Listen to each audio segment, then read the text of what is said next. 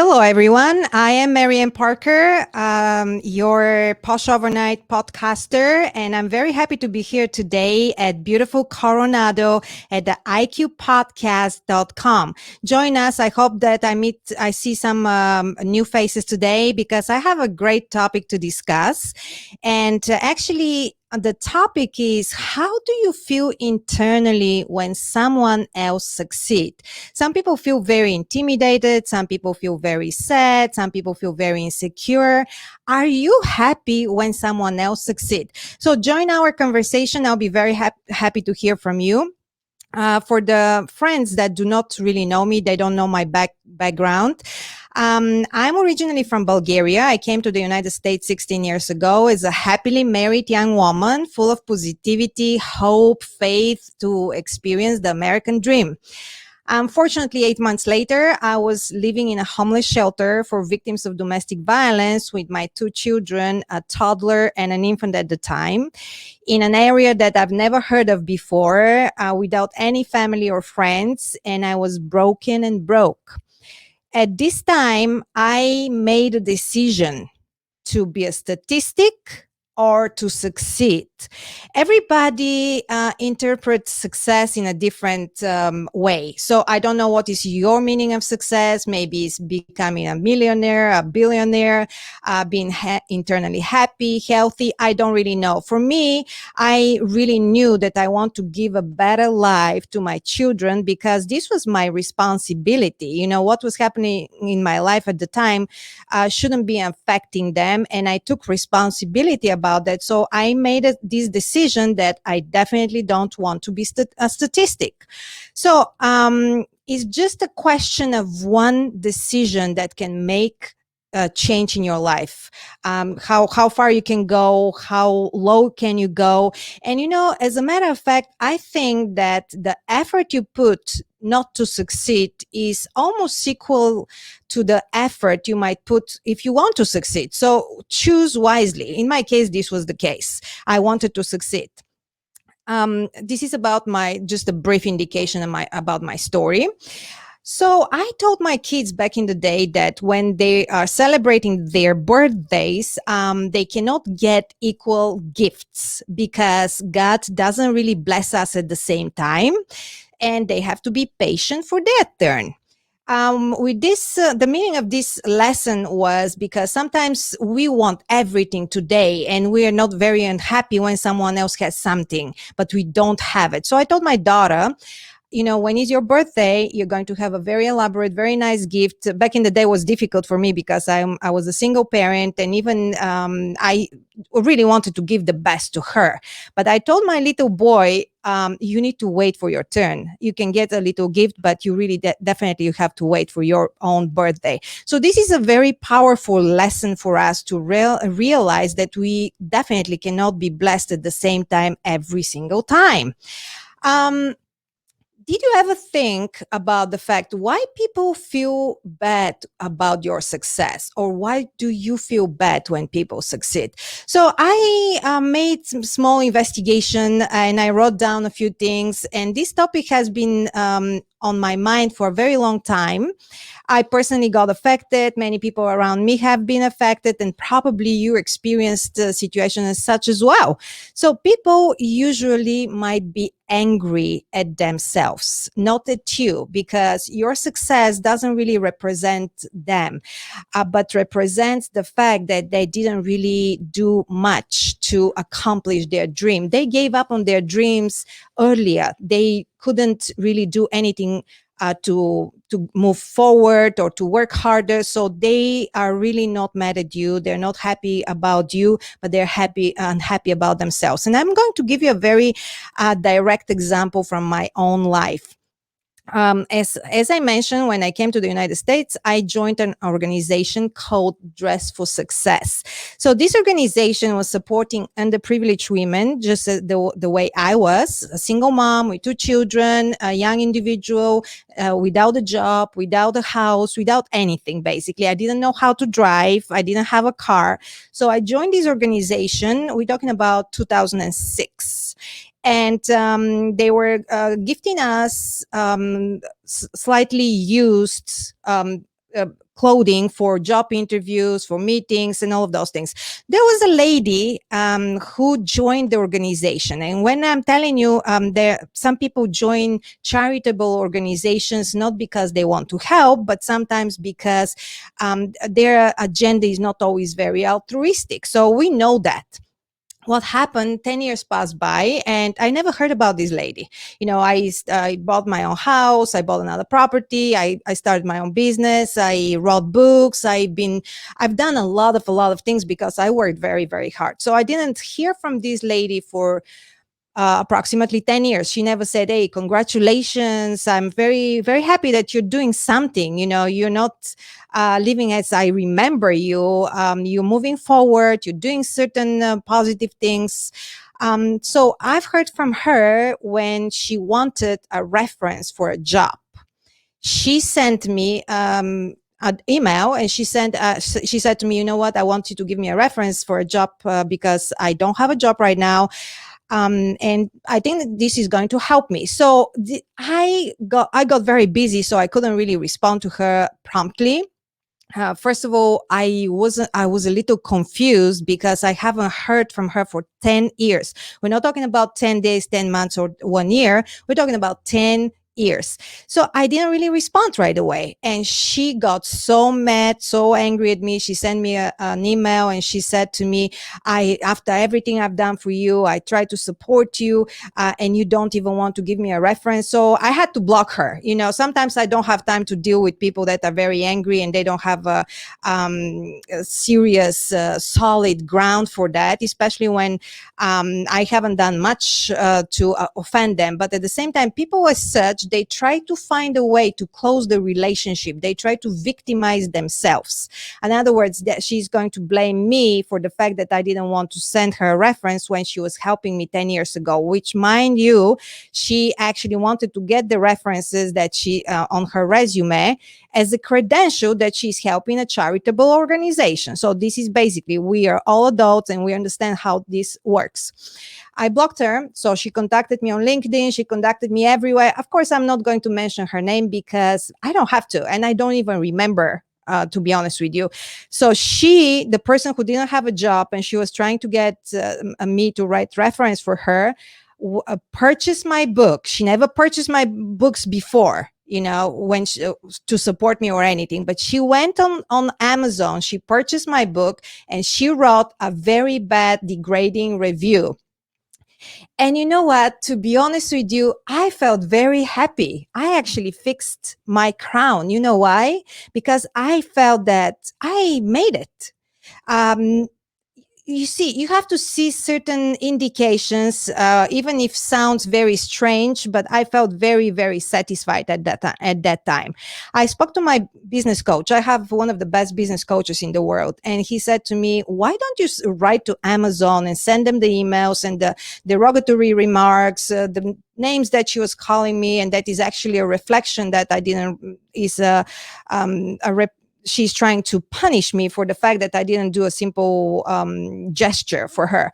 And I said, you know what? I can do that, but I don't want to. I want her review to remind her every time when she checks about my level of success. I want she to be reminded.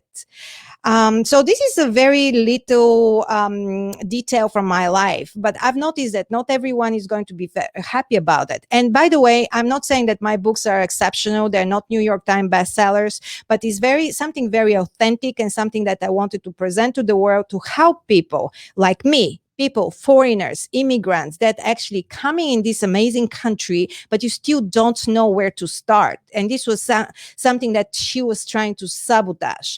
So pick your battles. But I still think that is much more satisfying to succeed and to have some people disliking you instead to be just sitting in your box and to please everybody. So, the other thing why people are internally unhappy about your success is because you're destroying actually their concept of rules. By that, what I'm saying is that they envision themselves maybe succeeding in 20 years from now, but you made it in just 6.5 months. So the fact that you're making it faster than them doesn't sit well with them. And is nothing for you to do about it. It's not really your fault because you're working harder or you have different opportunities, or they don't really know how hard did you work before that. Because people say this is a one night overnight success. There is not such a thing as overnight success. I personally don't know anyone who succeeded overnight. And I spoke and I surrounded myself with people that are really, really successful. Most of the people filed bankruptcy 3 times, for them to be a multimillionaire, but they filed bankruptcy 3 times in their life, in their life at least. So don't feel bad about that. Sometimes situations happen and people will dislike you. The third element of why people are internally unhappy about your success is they are surrounded by people just as they are. They're going to talk about you. They're going to criticize you. They're going to try to dim your light. They're going to try to belittle you. But check who is in their surrounding. Do you see anyone who succeeded to your level, or do you see anyone who made some kind of a difference? No. And I am sorry for the single ladies. Just I'm a single lady too, but I wanted to tell you something. Many divorced women get together and they talk about married life, but why do you think that they surround themselves with divorcee women? Because this is the platform they have. This is what they're going to talk. They get along. They want to hear the approval from the other person who is in the same situation. And nothing wrong with that. I'm a divorced person as well, so this is not probably the best example, but I want to give you an indication how everything goes and works. So if you surround yourself with very successful people, the only way you will be mad at their success if you are not grasping well enough. And even if you're not, you're going to be they're going to help you, because usually very successful people, they don't really look down on people who are trying to make it. Did you ever get criticized by someone who is doing better than you? Have you ever been criticized by anyone who is doing better than you? You will always be criticized by people who didn't want to take their opportunities or made some bad decisions, or whatever the case. They just don't want to join your tribe. So um, I can see Benjamin. Hi, Benjamin. I'm so happy that you're here. I don't know if you can hear me well. I hope that you do. I really, really appreciate you, my friend. You're from England, and we're here in San Diego, California. I'm glad that you're joining our podcast every single time. You're such a blessing. So I want to talk a little bit about envy, because we have this element about envy and success. So there are several types of envy. One of the envy types is a depressive envy. Some people are going to feel very intimidated. They feel as they are losers. This is a depressive element of the envy, and it's very detrimental for them. Not really for you, not really about you, but it's for them, because with this state of mind, they keep digging deeper and deeper into their own unsuccessful life or unsuccessful events, and they are going to record or recall only the unsuccessful parts of their life. Not they will even forget anything that they forgot.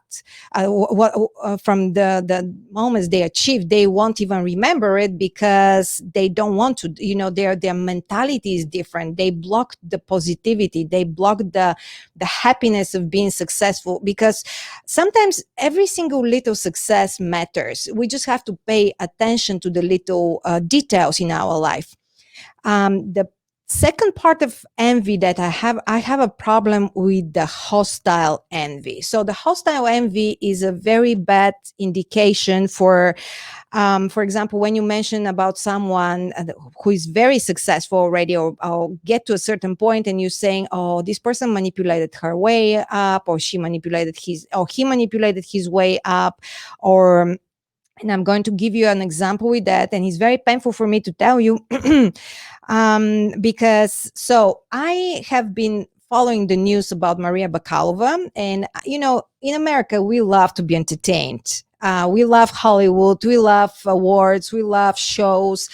Don't get me wrong. We mean a lot of business, but we love entertainment. So, and there is is no doubt in my mouth, in my mind, that everyone who is in the entertaining industry wants to get to Hollywood, and any kind of award can be really beneficial for them, and is just a huge success. So Maria Bakalova is from my country, and she acted in the movie Borat with Sacha Baron Cohen. Even if you do not like the movie, I don't think that many people like the movie. It's funny, it's very provocative, has a political element. I don't care about all these things, but for me, that someone from my country got chosen from hundreds and thousands of actresses, young people, it's already a success on its own. So she's coming here and she wins Hollywood. She gets nominated here, there. She's in every single show, the big shows, in the big variety and magazines. She's basically everywhere. And I'm going to tell you something very disappointing. I was reading that one of her professors, who actually trained her in her theater class, was very angry, or just very sad about the fact that she chose such a role, and he actually was diminishing her success. And this made me very, very angry, because this person is in his 60s. He's a professor. All of those young kids in my city go to him for an advice. They want to learn something about global success, you might think. He said that she didn't grasp from his lessons, and I think that, thank God, because probably she was about to be there and not here. And her way was just to please the public, to please the people, and the role was very demeaning for a Bulgarian and for a woman, and all of these things. And excuse me, but I think that this is a pure form of jealousy and envy, because I think that if you're a professor, if you're a teacher, the main success is when your students succeed. Don't you think so? So this girl, the theaters in my country didn't want her. The only place people that wanted her was in the movies. So she succeeded the big time. But for some very big critics in my country, they believe that she hit the rock bottom. Can you believe it? So those are the things that were making me really angry lately. And I'm so I'm glad that I have this podcast, because I can share certain things with you. You might not know me. That's okay. You will. So this is about the hostile envy. I want to talk a little bit about the love, hate, envy. This is something that many people experience. They don't really hate you. They don't really hate you, actually. They envy you in a good way, but they don't really know how to express themselves. They don't really recognize the fact that they're not really the haters. So what happens when you experience this love, hate, envy, is you want to be like just as the other person. And sometimes if you work hard, maybe you will be, but you have to understand that you don't need to be like anyone else. You're your own self. You're the authentic individual who is trying to get to a certain place. You don't have to multiply or copy anyone else. We don't want to be clones on anybody else, right? So what do they think, actually, when they envy you? The thoughts are basically, and I wrote down a few things because I really wanted to structure it somehow, otherwise we can talk for 3 days probably. They think that you don't deserve your success. This is one of the thoughts. So the reason why I told you where I came from, and I was homeless, and I didn't know even how to drive, I didn't have any relatives, I didn't have any money, was very scary moment. This was very scary, physically scary, not even just mentally. So for a person to say when they see you, they don't really know where you've been. And probably it's good that they do not know, because you won't be able to communicate in the same level. So they always believe that you do not deserve it. So let me see, what was the next one. They feel that you might actually express some superiority towards them, which I think is very wrong, because sometimes we're all guilty about the fact that we think that someone has certain thoughts about us, but actually the thoughts are in our mind. So we have to just cancel that and just go and go with maybe meet the person or read about the person or just make some research about the person, and those thoughts are going to disappear. So number 3 is, I really dislike that, but some of those people, they hope that you fail. And you know what? I have because I love real estate besides everything else that I do. And I have one of my coaches, he's called Grant Cardone. And he says, everybody hopes that you fail. So is this a good thing? And he says, if you don't have haters, you have to go and get some haters. If you have 8 haters by the summer, you have to have 18. So I don't really know if the word, I don't like the word hater in the first place, but what he means by that is that people that really, really dislike you, they put some passion in that. They just don't say, oh, I don't like this person. They really don't like you, and they're the ones that promote you. They don't really realize that the people or so-called haters are the ones who promote you because they put energy, they put passion. They're going to talk about you, and everyone wants to say, hey, who is this person? Who is Benjamin? Who is Brett Davis? Who is Sarah Morga? Sarah Morga is our producer, and she's amazing. She's helping me a lot. So those are basically their thoughts. And how to feel better if you feel a little insecure? Because some of us, sometimes we feel insecure. Well, my advice to you is, if you feel a little insecure, stop comparing yourself to anyone else. You know why? Because for example, your chapter 3 might be someone else's chapter 30. Some people have been in your business for 30 years and you just started your business. You can't really compete with them, because you don't want to compete with people. You want to be your own self. You want to bring your authenticity and your own character. So by comparing yourself with someone, you already diminish your value, because there is no comparison. If we had to be the same people, we all could be the same people. Even I tell my kids, sometimes if they think, oh, this person made it so big, or how can I do that? I said, no, you don't want to be this particular person. You want to be you. And I've learned this lesson several years ago, because I was trying to get involved with the public speaking, and I was doing a lot of television, and I speak with this accent, Bulgarian accent, and I had to overcome the fact that people will criticize me about that. Or they won't book me for shows, or you go through certain things. And one of my friends said to me, you know what, that's actually something that can work for you, because you're an international expert, you're an international representative. The fact that you speak with an accent might even help you. Look at Arnold Schwarzenegger. Even if you don't like Arnold Schwarzenegger, but his accent is so iconic that no one can make a mistake about it. The second thing that I wanted to tell you about how to feel better about yourself if you have those, white envy in you. Change your mentality right away today. In other words, don't have this scarcity mentality. You need to be brave. You need to jump. You need to do something. Because remember, if you're staying in the bucket or in the box or in your comfort zone, there is no way for you to succeed. And I'm going to tell you again the example with Maria Bakalova. She went for an interview in London. She never went out of the country by herself at the age of 22. And because we're from Eastern Europe, for us to hear about a secret project in a foreign country, I'll tell you what that means. That means human trafficking.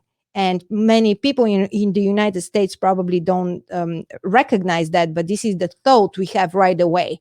But she took a chance. She said, you know what? I don't know what it is, but I'm going to try. I'm going to jump. I'm going to take a chance, and I'm going to risk it. And I have to tell you that if you want to succeed without risk, it's not going to happen. And I don't believe in calculated risk, because if you calculate your risk, you cannot really take the really, really big risk. Also, the next one is don't judge. Judgment is very offensive, is very sad, looks really bad on you. Being judgmental, and I try to tell people, it is a very bad energy. You want to to separate yourself from anything negative, any bad energy. Don't get involved with gossip and judgment.